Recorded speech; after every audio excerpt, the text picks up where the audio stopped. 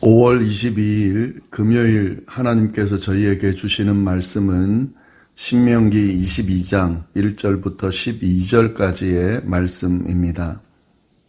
우리 함께 말씀을 읽도록 하겠습니다. 내 형제의 소나 양이 길 잃은 것을 보거든 못 본 채 하지 말고 너는 반드시 그것을 끌어다가 내 형제에게 돌릴 것이요.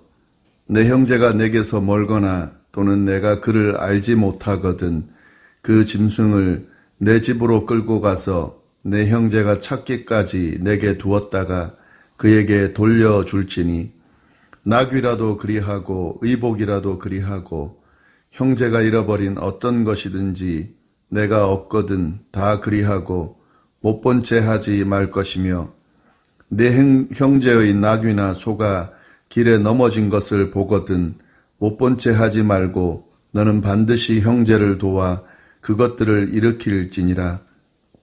여자는 남자의 의복을 입지 말 것이요 남자는 여자의 의복을 입지 말 것이라. 이같이 하는 자는 내 하나님 여호와께 가증한 자이니라. 길을 가다가 나무에나 땅에 있는 새의 보금자리에 새 새끼나 알이 있고 어미의 새가 그 새끼나 알을 품은 것을 보거든 그 어미 새와 새끼를 아울러 취하지 말고 어미는 반드시 놓아줄 것이요 새끼는 취하여도 되나니 그리하면 내가 복을 누리고 장수하리라. 내가 새 집을 지을 때에 지붕에 난간을 만들어 사람이 떨어지지 않게 하라. 그 피가 내 집으로 돌아갈까 하노라. 내 포도원에 두 종자를 섞어 뿌리지 말라. 그리하면 내가 뿌린 씨의 열매와 포도원의 소산을 다 빼앗길까 하노라. 너는 소와 나귀를 결의하여 갈지 말며 양털과 배실로 섞어 짠 것을 입지 말지니라. 너희는 너희가 입는 겉옷에 내 귀에 술을 만들지니라. 아멘. 하나님께서는 이스라엘 백성들에게 일상생활 속에서 지켜야 할 세부 규례들도 많이 주시는데요. 오늘 본문에도 많이 나오고 있습니다. 먼저 1절부터 4절까지를 보시면 형제가 잃어버린 소유물에 대한 규례가 나옵니다. 1절 보시면은 내 형제의 소나 양이 길 잃은 것을 보거든 못 본 채 하지 말고 너는 반드시 그것을 끌어다가 내 형제에게 돌릴 것이다. 형제의 소나 양이 길을 잃고 이렇게 헤매고 있는 것을 보거든 못 본 채 하지 말고 그것을 끌어다가 형제에게 갖다 줘라 하는 규례입니다. 그리고 그 다음에 만약에 그 형제가 내게서 멀거나 바로 갖다 주기 힘들거나 또 누구의 것인지 알지 못하거든 그 짐승을 너의 집으로 끌고 가서 거기 두다가 형제가 찾기까지 두었다가 그에게 돌려줘야 된다. 반드시 돌려줘야 한다 하는 거죠. 그리고 이러한 규례는 그 소나 양뿐만 아니라요. 3절 보시면 나귀라도 그리하고 나귀여도 그리하고 의복이라도 그리하고 형제가 잃어버린 의복이라면 그것을 돌려줘야 된다 하는 거죠. 그리고 그것뿐만 아니라 형제가 잃어버린 것은 어떤 것이든지 없거든 다 돌려줘야 된다. 그리고 못 본 채 하지 말아야 된다라는 규례를 이야기하고 있습니다. 4절 보시면은 만약에 내 형제의 나귀나 소가 길에 넘어진 것을 보거든 못 본 채 하지 말아라. 여기서 나귀나 소가 길에 넘어졌다는 것은 이 짐을 싣고 가다가 너무 짐이 무거워서 이제 주저앉아 있는 그런 상황을 이야기하는데요. 그때 못 본 채 하지 말고 반드시 형제를 도와 그것들을 함께 일으킬지니라 하는 그런 겁니다. 여기서 형제라고 하는 것은 그냥 혈육관계 형제를 의미하는 것이 아니라 이웃을 의미하는데요. 이스라엘 백성들은 한 공동체로 하나님의 백성으로 사실은 한 형제입니다.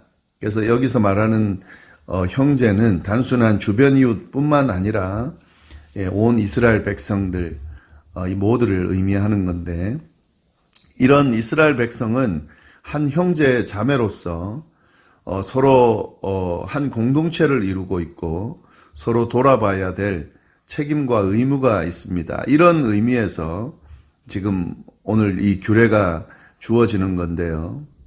그래서 사실 이 형제 한 공동체로서 돌봐야 될 책임과 의무가 있기 때문에 이런 형제의 어려움, 형제가 잃어버린 것이라든지 도움이 필요한 것들이 있고 그것들을 보게 될 때에 내 일은 아니지만 그들을 도와야 하고 그 돕기 위한 수고를 아끼지 말아야 한다는 의미가 이 규례 안에는 있습니다. 이 규례를 이야기할 때 반드시라고 2번이나 나오는데요. 이 형제를 돕는 것은 반드시, 그러니까 선택사항이 아니고 꼭 도와야 한다 하는 의미가 담겨져 있습니다. 이것은 하나님의 백성으로서 서로 공동체 이론을 돌아보는 것은 마땅한 태도다라고 하는 사실, 그런 사실을 알려주는 규례입니다. 이것은 오늘 우리 그리스도인들에게도 동일하게 적용될 수 있는 그런 내용인데요. 우리가 그리스도인이라 하면 우리가 다 그리스도 안에서 형제 자매가 됐다는 것을 의미하는데, 이 하나님의 백성, 그리스도인으로서 서로 어려움에 처한 형제 자매들을 보게 되면은 외면하지 않고 내 일이 아니지만 그들을 위해서 도움을 주는 수고를 아끼지 말아야 한다는 그런 의미도 여기에 있습니다. 잘 연결해 좀 보면 좋을 것 같고요. 5절부터는 다양한 규례가 계속해서 나오는데, 5절 보시면 여자는 남자의 의복을 입지 말 것이며 남자는 여자의 의복을 입지 말 것이니라. 이성의 옷을 입는 행위를 금하고 있습니다. 이제 이런 말씀은 오늘날의 같은 경우는 그러니까 유니섹스라고 해서 남자가 여자의 옷을 입기도 하고 여자가 남자의 옷을 입기도 하는 그런 시대이기 때문에 이 말씀이 좀 오늘날과 맞지 않는다라고 이야기할 수도 있지만 그렇게 이해하면 안 되고요. 물론 이 상황에서 이 당시에 여자의 옷과 남자의 옷은 좀 기능적으로도 그렇고 좀 달랐습니다. 그러나 지금 이 말은 그대로 여기서 무슨 특별한 의미나 해석을 둘 것이 아니라 그대로 받아들일 필요가 있습니다. 이 순리거든요. 여자가 여자의 옷을 입고 남자가 남자의 옷을 입는 것은 순리입니다. 그렇기 때문에 이 남자의 또 역할, 또 태어날 때의 그 순리, 여자의 태어날 때의 순리를 따른다고 하는 것은 그건 너무도 당연한 겁니다. 오늘날에는 가능하고 이때는 안 되는 것들이 가능하고 그렇게 하면 안 되는 거죠. 동성애라든지 여러 가지 부분들에 대한 여러 가지 이야기가 있지만, 그리고 이 당시에 이런 그 말씀들을 자꾸 다르게 해석하려고 하는 그런 움직임들이 있는데, 여기서 말하고자 하는 그 의미들을 정확하게 이해하고 그대로 적용할 필요가 있습니다. 네, 이 구약시대에 나오는 내용을 오늘날에 무조건 억지로 문자적으로 적용하는 것은 문제가 있을 수 있지만 거기에 담겨져 있는 하나님이 규례를 주신 의미는 바뀔 수가 없는 거거든요. 일단 이성의 옷을 입는 것을 확실하게 금하고 있고 이 행위가 하나님 여호와께는 가증한 것이다라고 분명히 나와 있습니다. 그 다음에 6절부터 7절 말씀 보시면 길을 가다가 나무에나 땅에 있는 새의 보금자리에 새 새끼나 알이 있고 어미새가 그의 새끼나 알을 품은 것을 보거든 그 어미새와 새끼를 아울러 취하지 말고 어미는 반드시 놓아줄 것이요 새끼는 취하여도 되나니 그리하면 내가 복을 누리고 장수하리라. 이 지금 상황은 무조건 새끼나 알이 있기 때문에 그걸 그냥 취해도 된다 이런 의미는 아닌 것 같고요. 아마 배가 고프거나 꼭 필요한 상황이겠죠. 그럴 때에 알을 취해도 된다. 그러나 어미는 취하면 안 된다라고 하는 거죠. 이건 무슨 말이냐면 이 어미가 다시 알을 낳을 수 있도록, 그러니까 이 생명이 끊어지지 않도록 보존하는 그런 의미가 있는 거죠. 어미까지 취하고 싶겠지만 그 욕심 부리지 말고 또 알을 낳고 그렇게 그게 계속 이 질서가 유지될, 창조 질서가 유지될 수 있도록 파괴하지 않는 것을 원하는 그런 규례라고 볼 수 있겠습니다. 그리고 8절 말씀을 보시면은 내가 새 집을 지을 때에 지붕에 난간을 만들어 사람이 떨어지지 않게 하라. 그 피가 내 집으로 돌아갈까 하노라. 이 새로 집 지을 때에 그때 특히 지붕에 난간을 만들어서 뭐 울타리나 난간을 만들어라 하는 거죠. 왜냐하면은 거기서 혹시라도 사람이 떨어져서 죽게 되거나 다치게 되면은 그 피가 그 집주인에게 돌아가는 거죠. 그러니까 집주인이 법적인 책임을 지어야 하기 때문에 그렇습니다. 이것은 사람이 무죄하게 그 다치거나 피를 흘리지 않도록 하는 배려라고 볼 수가 있겠습니다. 사람을 배려하는 그런 규례라고 보면 되겠습니다. 그리고 9절부터 11절 말씀은요, 이건 같은 그 어떤 의미를 가진 규례들인데, 서로 다른 것을 썩지 말라고 하는 그런 규례입니다. 네, 9절 보시면 내 포도원의 두 종자를 섞어 뿌리지 말아라. 그리하면 내가 뿌린 씨의 열매와 포도원의 소산을 다 빼앗길까 하노라. 이 포도원이 있는데요, 서로 다른 종자, 뭐 이게 포도의 품종이 다른 종자이든지 아니면은 서로 다른 과일, 포도가 아닌 다른 과일이든지 뭐 곡물을 심는다든지 이런 거를 하지 말라 하는 규례입니다. 여기서 포도원의 소산을 다 뺏길까 하노라는 건 뭐냐면 그 당시 어떤 그 규칙이 있었는데 그렇게 다른 곡물을 심어서 곡물을 얻게 될 경우에 이걸 다 성소에 바쳐야 되는, 다 빼앗기는 그런 규례가 있었어요. 그래서 그거 하지 말라 하는 거고요.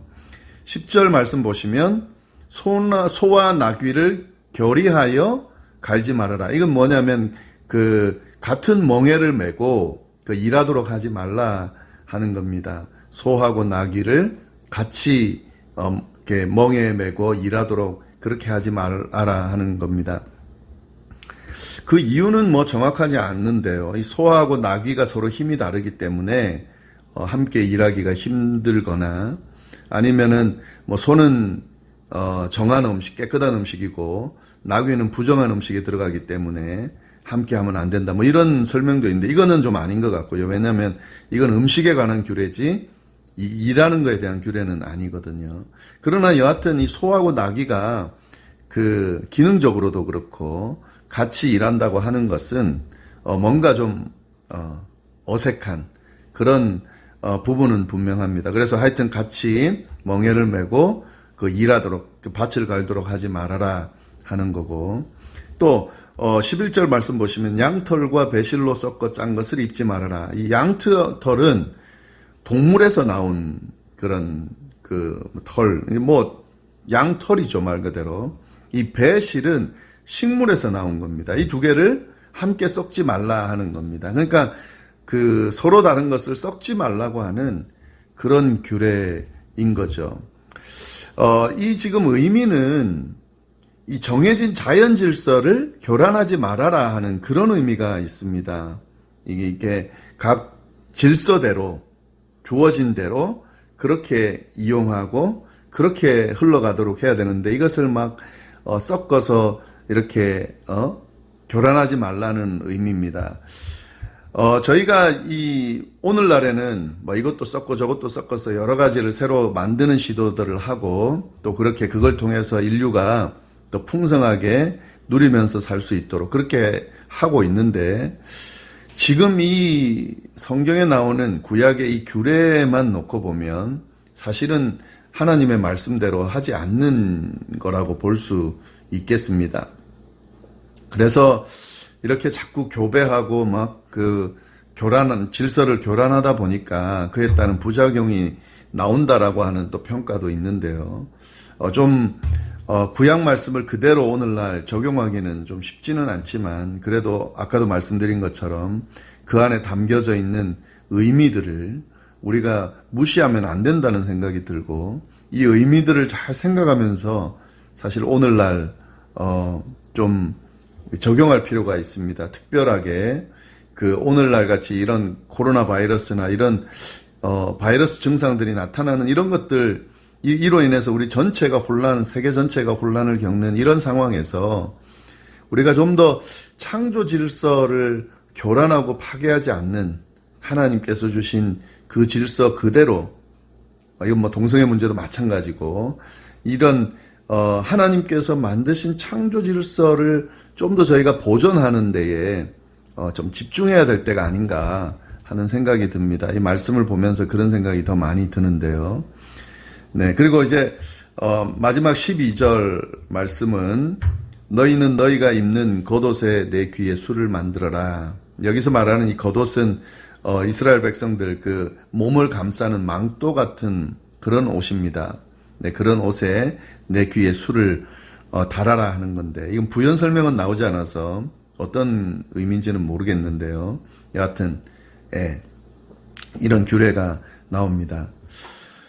오늘 말씀 여러 규례들을 살펴봤는데 좀 정리해서 말씀을 좀 해보면, 이 말씀의 오늘 규례의 의미는 형제를 돌아봐라 하는 그런 의미가 있습니다. 형제의 아픔, 또 어려움, 또 형제의 어떤 수고들을 돌아보고 그렇게 그들을 위한 수고를 아끼지 말고 돌아볼 줄 아는 그런 삶을 살아라는 그런 규례의 내용이고, 또 자연 질서, 창조 질서를 교란하고 파괴하지 말라고 하는 또 그런 내용이 오늘 규례 안에 담겨져 있습니다. 이 내용은 오늘날 우리에게 꼭 적용돼야 되는 그런 내용인데요. 오늘날 꼭 필요한 말씀이다라는 생각이 듭니다. 특별히 이 포스트 코로나를 저희가 이제 곧 맞닥뜨리게 될 터인데, 그때 우리가 붙들어야 되는 내용이 아닌가.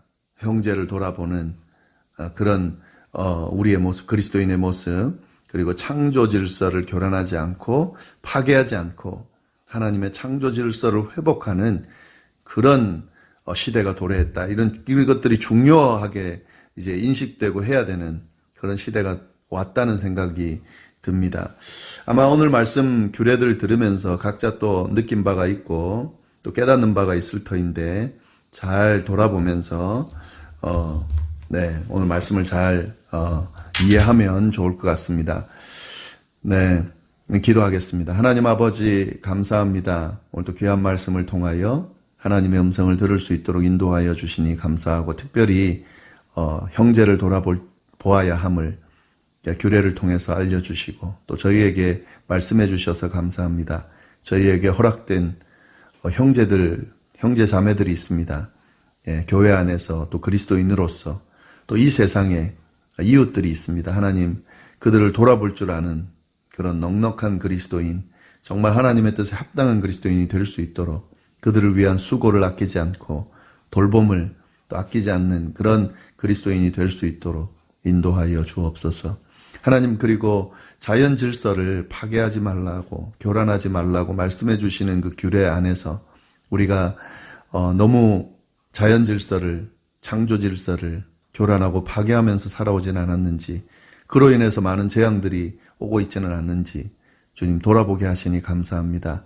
회개하며 나아가오니 하나님 아버지, 이 말씀대로 다시금 창조 질서, 주님이 주신 그 질서를 회복하는 그런 삶을 살아갈 수 있도록 주여 인도하여 주옵소서.